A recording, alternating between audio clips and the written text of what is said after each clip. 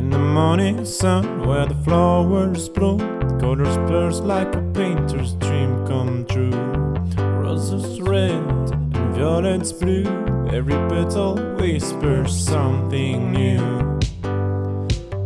From tiny seeds to trees so grand, every leaf and bird, it's all at hand. Hello, hello plant, welcome to the show, where every flower tells a story. Watch them grow. Hello, hello plant, in every shade and hue, for every heart and every hand, we've got something for you. Indoor greens and outdoor scenes, design your space, let your garden dreams glide. Personal touch with our garden design, free sessions to blend within your budget line. From tiny seeds to trees so grand, every leaf and bird, it's all at hand. Hello, hello plant, welcome to the show, where every flower tells a story. Watch them grow. Hello, hello plant, in every shade and hue, for every heart and every hand, we've got something for you. Now everybody, let's say hello, hello,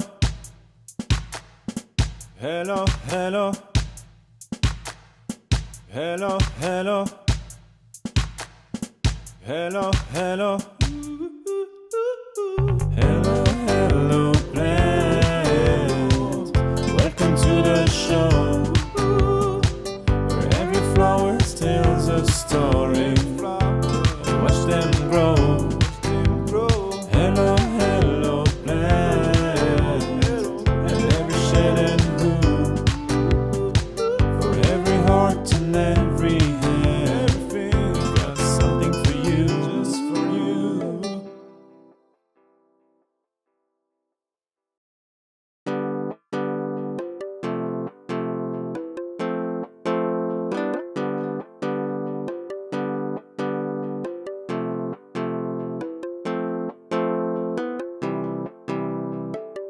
In the morning sun, where the flowers bloom, colors burst like a painter's dream come true. Roses red and violets blue, every petal whispers something new. From tiny seeds to trees so grand, every leaf and bird, it's all at hand. Hello, hello plant, welcome to the show, where every flower tells a story. Watch them grow. Hello, hello plant, in every shade and hue, for every heart and every hand, we've got something for you. Indoor greens and outdoor scenes, design your space, let your garden dreams glide. Personal touch with our garden design, free sessions to blend within your budget line. From tiny seeds to trees so grand, every leaf and bird, it's all at hand. Hello, hello plant, welcome to the show, where every flower tells a story. Watch them grow. Hello, hello plant, in every shade and hue, for every heart and every hand, we've got something for you. Now everybody, let's say hello, hello, hello, hello, hello, hello, hello, hello.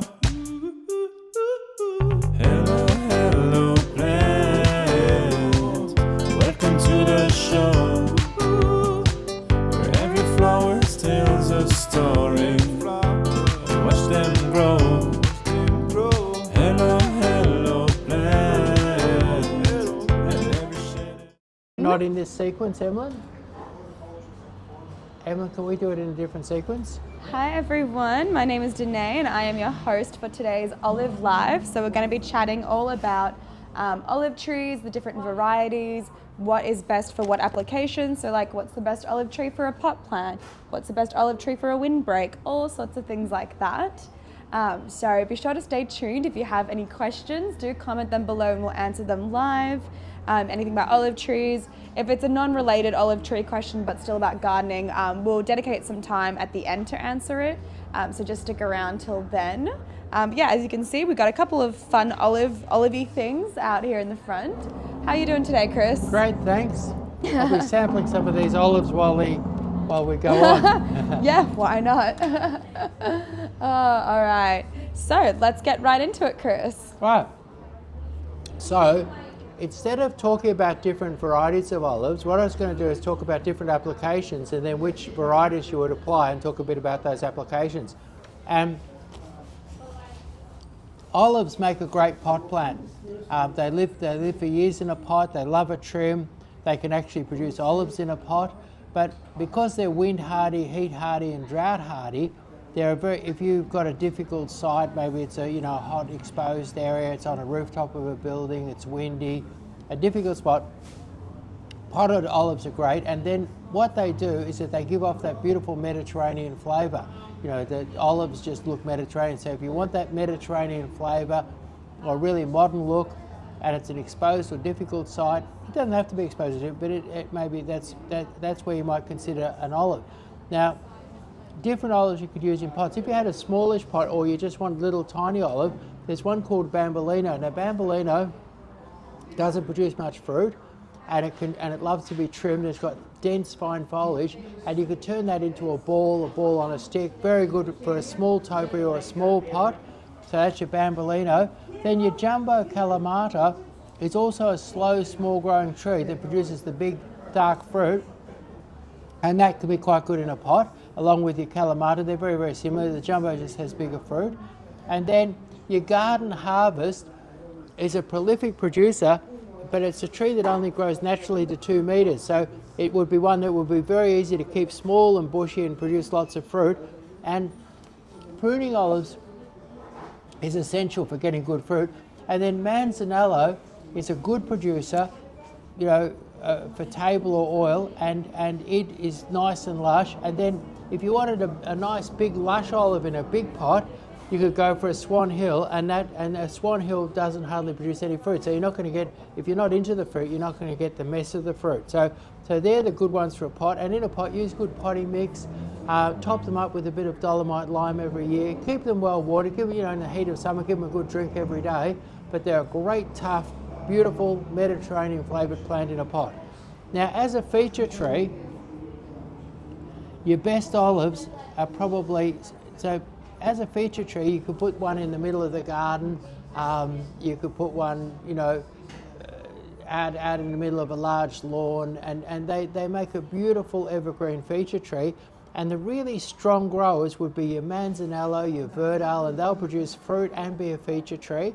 Or if you wanted a feature tree without the fruit, you'd go for a Swan Hill, which is a really classic looking olive. So as a feature tree, Manzanello, Verdal and Swan Hill are all good strong growers, and with the first two being good fruiting ones.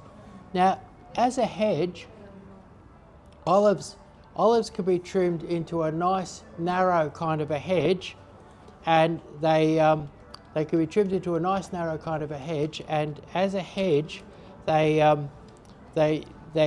it's best to get the ones with the finer foliage. And with the finer foliage, you've got, as a low hedge, you could go Bambolino and make a really good low hedge. And as a taller hedge, you might go for the Piccolini, which is the French one, or Del Morocco. Now, Del Morocco and Piccolini, nice upright habit, beautiful dense fine foliage, trim up into a beautiful hedge, particularly if you're after a taller hedge. Now, if you wanted a hedge with no fruit, you'd look at a Tollies or you'd look at a Swan Hill. And Tollies is particularly dense and particularly upright. So if you wanted a very tall, dense hedge, you'd go Tollies, or Swan Hill would be your next hedge. that would be low fruit producing. And Swan Hill is a classic looking olive, whereas Tolly's looks quite different. It has very sort of dense, crisscrossy kind of branches and a very upright habit. So great for a tall hedge, great for a pleached hedge. Now, if you're going to cloud prune an olive, you can get an old olive tree and cloud prune it, and that's but not many people have access to an old olive tree. So what you want, if you're going to cloud prune one, is you want a good, strong, vigorous grower, and a good, strong, vigorous grower, and maybe you want fruit, maybe you don't, but a good, strong, vigorous grower, you'd look at your Verdale, your Manzanello, or your Swan Hill. Your Swan Hill, of course, would have no fruit, and your Verdale and your Manzanello could fruit and be a beautiful cloud prune sculpture. And I think the cloud prune sculpture could look nice with some olives on it. So, and the cloud prune sculptures are great if you want a feature. Maybe you're doing a coastal style garden, maybe you're near the sea, maybe you're on a windswept building, roof of a building or something like that. And these make a fabulous, hardy, long-living feature for that sort of situation. And if you pick your more vigorous, stronger growers, they'll quickly fill out and turn into something that you can use as a real feature. Now, there's a few people using olives as an indoor plant. Now, as an indoor plant, I think every single olive will hit the skids if you keep it indoor month after month.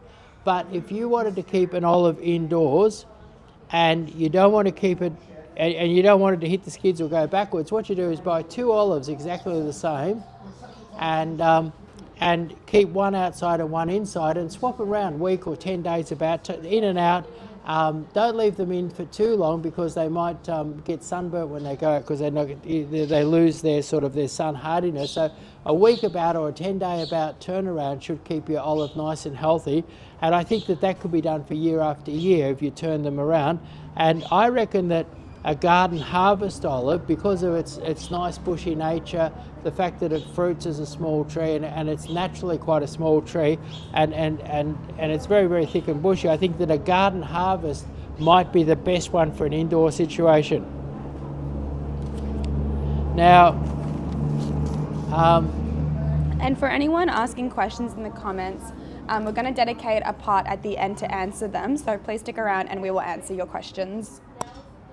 Now, for mass planting your olives, not many people are, with the suburban garden are going to mass plant it, but if you've got a block in the country and, you could have a windswept, you need a bit of a windbreak, maybe you need some shelter for sheep to have their lambs or cattle to have it's great to have a bit of shelter for cows when they're calving. So maybe you want to create a sort of a shelter area, a shelter belt or something like that. And what you may achieve, there's a couple of things that a shelter belt can provide: shelter for stock, shelter for humans, shelter for other, like a windbreak for a crop, say you're putting in an orchard or something like that. So olives can be used. I've seen up in Lombok, there's a beautiful olive hedge around a vineyard. So you can use them in relation, so they make a great hardy windbreak. And what you might consider in that situation is planting a mixture of varieties, because when you say, for instance, UCLA, which is also called Californian Queen, UCLA is a very good cross-pollinator, and you could mix UCLA with Manzanello, Paragon, Picual. You might put and the bigger the mix, the more they're going to fruit. So you large-scale planting, I think, consider a mixture. And even Manzanello with Californian Queen or UCLA would be a great combo for they're ones that are both vigorous, healthy, big growing ones, and they would both be great. And then you've got the added thing, if you put in that cross-pollinating combination, you've got that added thing that you can produce lots and lots of olives and harvest the olives if you want to, or you can just. And the other thing with mass planting on a farm or an agricultural situation is that olives fruit best when they're trimmed. And a regular trim really helps promote more fruit production. So what a person can do is that they can trim them and use the trimmings to feed livestock. And it could be as simple as putting them in the paddock with the olives and then chopping off a few branches every day and keeping them fed. So and olives form a nutritious, a nutritious diet for animals that, you know, that in drought time have just got dry hay to eat or old dead dry grass, and so some olive foliage could make the difference. So great in a shelter belt because you can get olives, you can get oil, you can get or you can make animal, you know, feed your animals. So and you can provide shelter for calving and lambing. Now, another we talked about hedges, but another way of hedging them is your pleached hedge. So your pleached hedge is and what you need to do is you need to contact your nurseryman, and they'll have maybe in a 12-inch pot or a 10-inch pot, they'll have some olives with lovely tall straight stems. And then what you do is you trim up the bottom branches, plant them out, and trim them, you know, progressively so that you get a beautiful square hedge on a stick, and you can make them into a lovely tall hedge. And the beauty of the pleached hedge is it looks very, very elegant, you know, kind of formal, and it also allows you to have a two-story effect. It's something like a carpet rose or a prostrate rosemary or rosemary could be planted underneath your olive pleached hedge, and good varieties for doing that would be for a pleached hedge would be your Del Morocco, Tollies or Manzanello. They'd all be good strong growers, and your Tollies has a very straight upright habit, very good. And then if you didn't want fruit, you'd use your Tollies, but if you wanted fruit, your Del Morocco would produce olives and make a beautiful pleached hedge, as would Manzanello also do that. And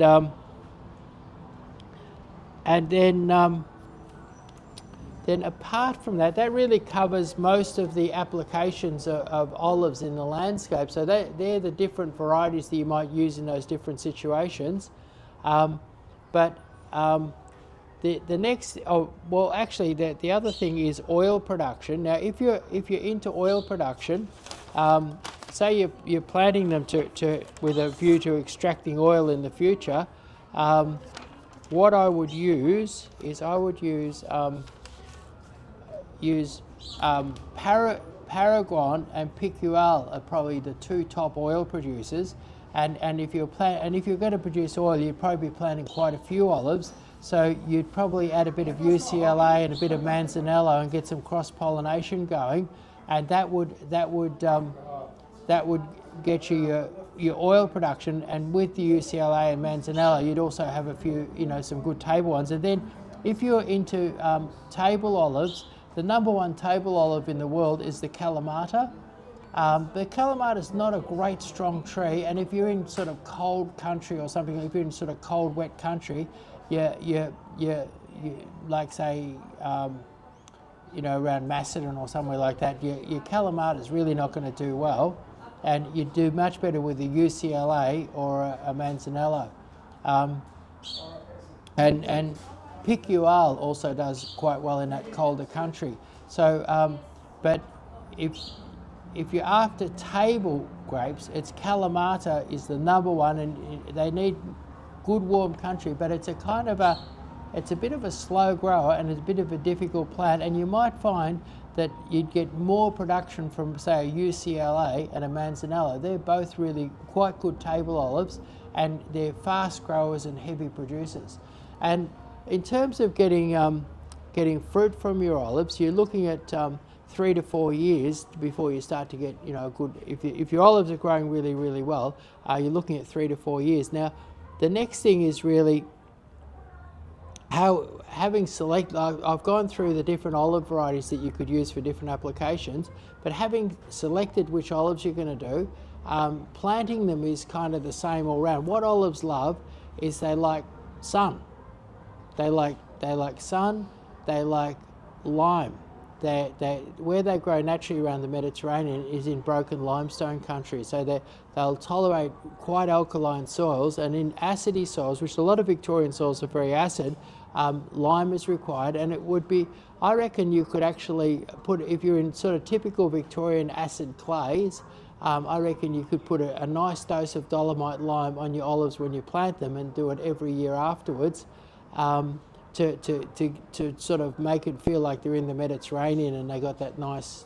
But olives are so tolerant that that they kind of grow pretty good without the lime, but they'll do better with the lime. The next thing is grass and weed control. If you've got thick grass and weeds up to the base of your olive, it'll grow very, very slowly. If you cultivate around your olive, mulch around your olive, get rid of the grass and weeds around the base, and I'm talking about, say you had a 6-foot olive, I reckon you want to have a metre round circle without any, just mulch or just soil or cultivation. You'd want to lime that whole metre wide thing. Then they love fertiliser, and you could use compost, you could use animal manure, or you could, very, very simple, you could use an Osmocote as a slow release fertiliser. So basically they like their fertiliser, and then in summer they love a drink. Like Victoria, particularly, if you get out in the country, north of Ballarat or something like that, is very, very dry in the summer, and so they love a drink, and so the basis are that lime, grass and weed control, for a good distance around it, and summer water, and basically you've chosen the right olive, and then given all of those things, you'll get them to grow. So it's basically the weeds, lime, fertilizer. How frequently and water. should they be watering them, do you reckon? What's in that? summer? How frequently should they be watering them? Well, when you first buy an olive, it's got no roots hardly. It's just got this little ball of roots, and I reckon a newly planted olive could be watered 2 or 3 times a week in summer, but once it's been in for a year, I would imagine a good deep soak once a week would be much more beneficial. And then once it's been in for a couple of years, it might be every couple of weeks or even once a month, and what you want to do is get that water right down deep where the olive roots are, because how olives survive in very dry conditions is that they're very, very deep rooted. And the other thing about olives is, why would you choose olives as opposed, what are the advantages of olives as a plant, and why would you choose them over other plants?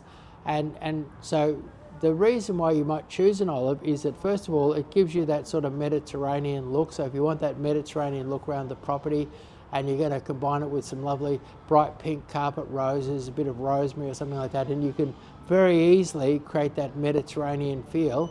Feel like you're in Italy or Greece, Yeah, right here that's in right, Australia. Yeah. But the great things about olives are that they're tolerant of so many things. They're tolerant of coastal situations. There are limitations, like right on a blustery beach. Right on the beach, you're not going to do it, but get back a little bit from the beach, or on a bayside beach, you're going to be able to go up to absolute beachfront with an olive and have it thrive. So beachfront, there's lots of examples of beautiful olives in penthouses and things on rooftops right around Melbourne.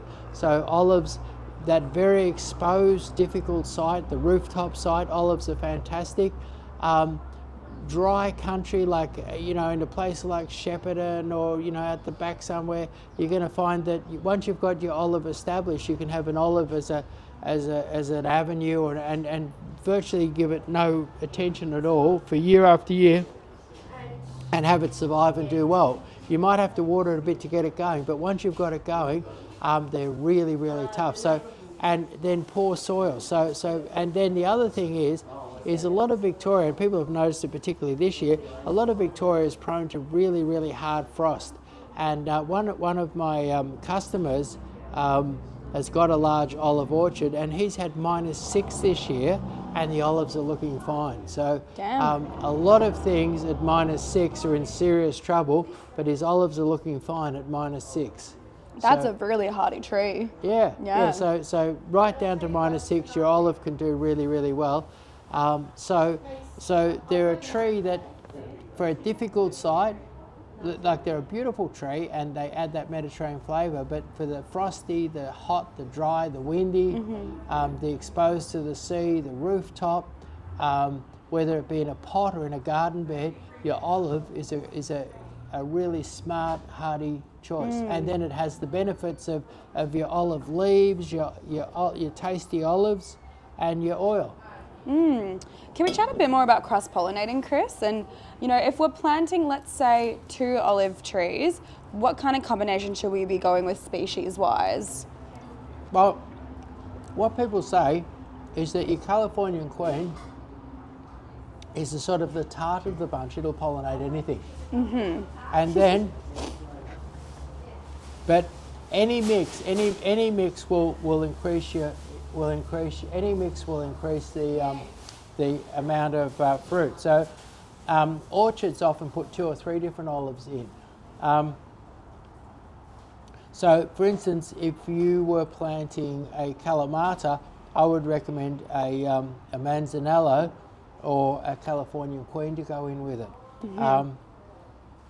With Paragon, again, you could do a Californian Queen, or with Picual, you could do a Californian Queen or a Manzanello. So, and basically, most olives will fruit quite well on their own, Okay. but fruit better with another olive. Okay, so you can still get a good crop of fruit if you just plant 1 olive tree. Yeah. Okay. Although I've had quite a few people complain that their Kalamatas are not producing well on their own. So Interesting. I would tend to think that Kalamata would like to have a cross-pollinator, whereas most of your other ones would do okay on their own, but always do better with a friend. Yeah, I mean, same goes for humans, I guess. Yeah. Great. And so do you think then, like, the best kind of number is like 3 olive trees, or do you think 2 is sufficient? Should they be having 3 different types of olive trees? I think 2 or 3 would be great. And one of the things that you could do, say you only had room for 1 olive tree, there's an old idea of planting 2 trees in the one hole and bringing them up together and sort of and blending them together. And you could actually, you can do that with any fruit tree, including an olive, you know, planting them back to back and effectively having 1 tree there, but 2 different genetics in one tree. Huh. And so that would be a kind of a way of having 1 olive, but having 2 genetics and having improved fruiting Okay. and having a bit of a choice of olives. Great. Well, we're going to switch over to some of the questions that we have here today. I'm going to start off with the question from Samaria Maria. Sorry, I'm going to say the names wrong. Samaria Rose Farm.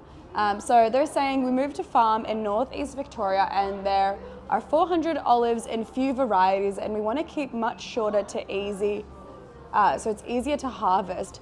We want to keep them much shorter. Okay, yes, they're easier to harvest, makes sense. Is it okay to chop tall middle branches? When is the best season to prune?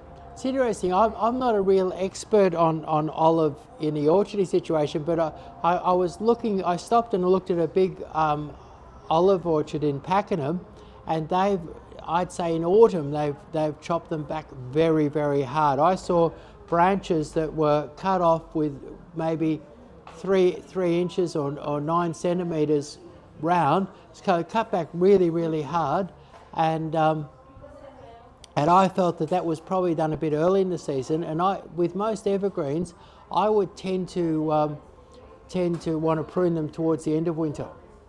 Okay. And then that way they can regenerate quickly. And it's fine to chop tall middle branches? Yeah. Okay. Yeah, well, that's what I was saying. I saw it's a very big olive orchard, probably more than 100 acres, just out of Pakenham, on the Gippsland side of Pakenham, and it was looking different. I stopped and had a look, and they'd cut thousands of branches like that. Wow. Okay. Yeah, so that's fine to do then. All right. Our next question is from Yala, asking, should I still be fertilizing my stone fruit trees even though they have no leaves? Your stone fruits are on the move now, and I reckon that starting now and for the next month or so would be a great time to fertilise your stone fruit so they've got the benefit as they move away in spring. Yep, great. All right, next question is from Mile. Which fence plants can I get to create a tropical feel? What's it called? Which fence plants? I guess plants that go along the fence to create a tropical feel. There's some Well, tropical style plants yeah. for by the fence. Say it's hot and sunny, I reckon your tiger grass is fantastic for a tropical feel in a hot sunny spot, and your giant bird of paradise, your bird of paradise, all give you that tropical feel in hot sun, and possibly something. And then if you went into a shady spot, You could look at your Aralia, your Japanese Aralia, and you could look at other sort of soft leafy sort of plants. You know, but in the hot sun, which most people have, I reckon tiger grass, giant bird of paradise, and also the other really good one is your Canna tropicana. So if you're planting, say, giant birds and planting the other ones, I said they're all green, and then your Canna tropicana loses leaves in the winter, so you don't want to plant all tropicana, but a little bit of tropicana mixed through there will give you a bit of excitement and colour. Yeah, amazing. And then our next question is from Yella again. How long do gold Panama passion fruits take to ripen? How long would it take to ripen? Yeah, gold Panama passion fruits. From the time that they flower till the time that they fruit, it's going to be, to the time you've got ripe fruit, it's going to be 2.5, 3 months. Okay, cool. And then I see that Yella's already answered this question, but I thought I'd just get your opinion as well in here, Chris. Dom Stars Fishing asks, what's good to feed your lemon trees now? And Yella is saying to wait till nearly spring when they're keen to start flowering. Is that correct? No, my lemon tree is all yellow and exhausted from a miserable winter where it's been producing lots and lots of lemons, and I would like to get out there and give it a bit of fertiliser right away. Okay, so right now? Yeah. Yep. And how often should they keep kind of fertilising? Should they do it again or like in spring? Well, it depends what you use. If you're using something like Dynamic Lifter, you'd almost want to put on a little bit every month. But if you use, say, Osmocote, which is a slow-release chemical fertiliser, every couple of months would be fine. Okay, awesome. Got a question from Peter. Why do my avocado trees keep dying? And they're in east coast of Australia. East Coast. Well, hopefully it's not frost. But basically, like, I noticed I lived a while in California, and I was in an area where the frost can be quite bad. And the avocados was all up on the mountains and the hillsides, so that the frost wouldn't get them. And on the flats there was more citrus and no avocados. So I'd be watching. If they're dying in the winter, I think it's frost. If they're dying at other times of year, it could be that overly wet soil. That the avocado loves a lovely, deep, loamy, loose soil. Loves plenty of moisture, but doesn't want to sit in the moisture. So your two possible points is the soil heavy and clay and waterlogging, or is it sort of in a little frost pocket? Okay, yeah, Peter. So take a look at that. Good luck. If you still are having problems, as always, you can reach out. You can also come to our Monday live Q&A. I'm not going to answer too many more questions, just because we do have that dedicated live Q&A every Monday, 12 p.m. On whatever platform you are on right now, where we just spend the entire time answering questions. So I'm going to answer, let's say, 2 more questions for today, and then sorry if we don't get to your question. We would love it if you could come to our Monday live and ask it again, or if it's like a timely question, of course you can call us, email us, anything like that. All right, let's see. Let's go with Mr. or Mrs. Pip. What's the best apple variety for hot climates? Southeast Queensland. Sorry, I was reading that and I was thinking it's Southeast Queensland. Yeah, what's the best apple variety for Southeast Queensland hot climate? It's a tough one for me. I would imagine something like a Gala, but you'd maybe want to Google and see what your orchards are growing up there. Yeah. Yeah. So something like a Gala would be a good hardy apple. Okay, cool. Yeah. All right, and then our very last question today is we're going to answer Julie's question. What's the best time of the year to prune a grapevine for better foliage for shade? Okay, right now, and prune it back ferociously, like get it back, because what it is that if you don't prune your grape, you get lots of little shoots and branches and stuff everywhere. But if you cut it back really hard, you'll get really strong shoots that can travel meters and meters and meters. So prune it back, like when the orchardists cut them back to just very few. They cut them back really, really hard. Like the vineyard almost disappears when they go through and prune it. So really hard pruning will stimulate massive growth on your grape. Amazing. Okay, well, we're going to wrap it up there. Again, sorry if we didn't get to your question today. Please hop over to our Monday Live, where we will answer, where we will spend the entire time answering questions. We would really appreciate it if you could share this with your loved ones, let them know about the lives we do. We really want to grow our community. We want to reach as many people as we can and help them become the best gardener they can be and also have the best garden they can.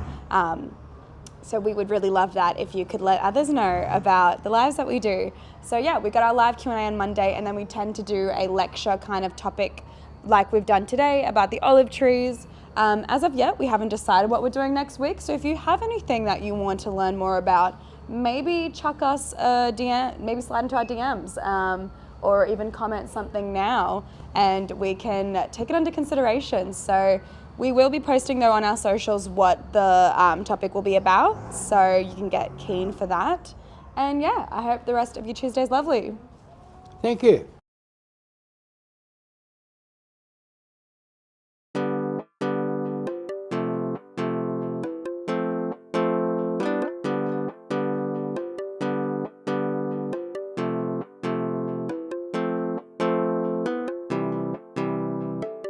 In the morning sun, where the flowers bloom, colors burst like a painter's dream come true.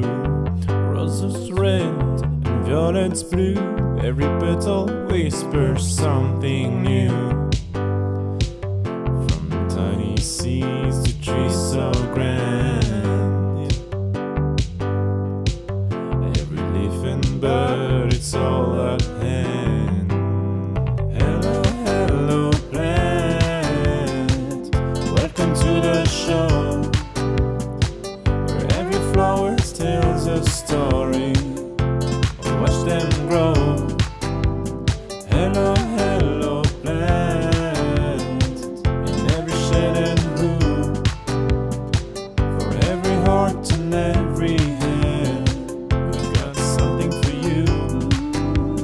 Indoor greens and outdoor scenes, design your space, let your garden dreams glide. Personal touch with our garden design, free sessions to blend within your budget line.